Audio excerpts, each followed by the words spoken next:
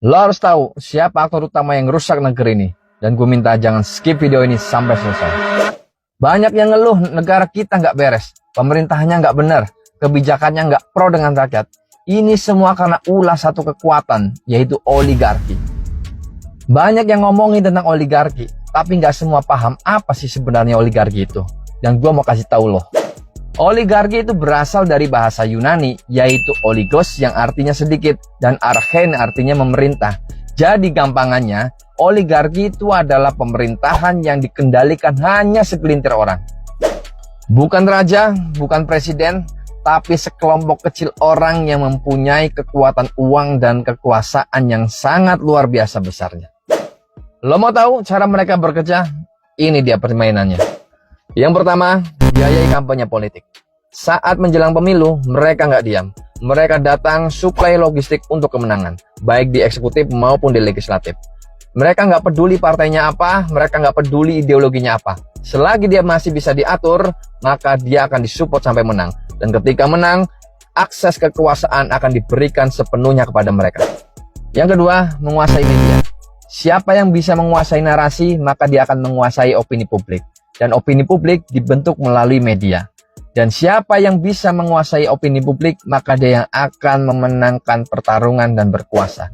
Yang ketiga, kendalikan regulasi. Mereka akan mengendalikan partai politik. Karena partai yang punya anggota DPR, dan DPR lah yang buat undang-undang. Ketika partai sudah dikendalikan, maka mereka bisa membuat undang-undang sesuai dengan kepentingan mereka dan sesuai dengan selera mereka.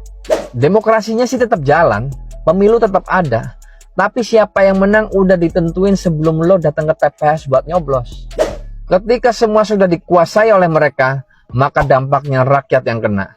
Lapangan pekerjaan makin susah, kebijakan lebih pro pada korporasi, lingkungan rusak, sumber daya alam dikeruk habis-habisan, biaya pendidikan mahal, dan lain sebagainya, serta KPK dilemahkan. Dan lo harus tahu bahwa 4 orang terkaya di Indonesia, kekayaannya setara dengan 100 juta orang termiskin.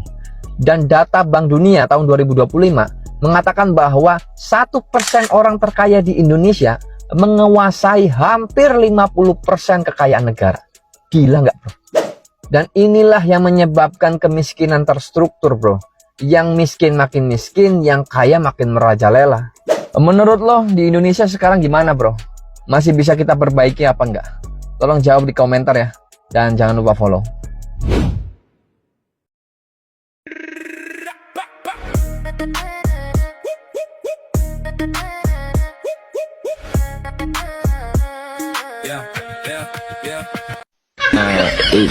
Ini parah nih.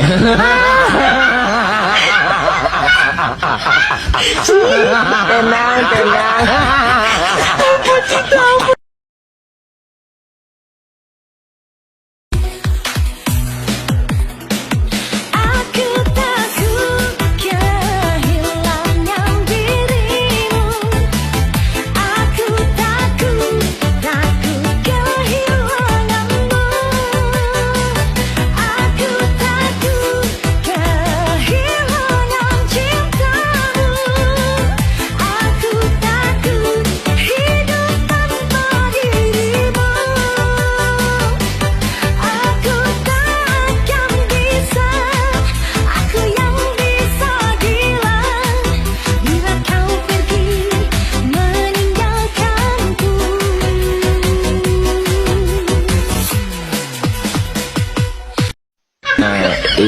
Ini parah nih.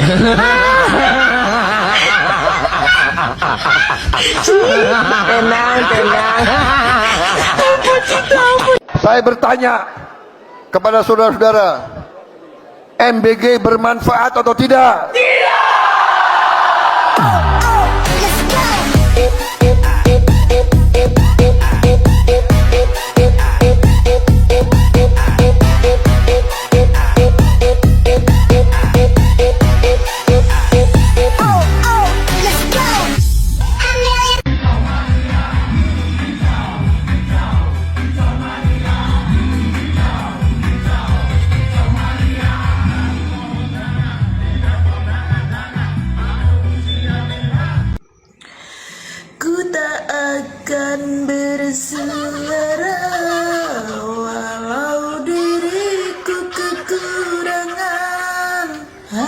setiamu yang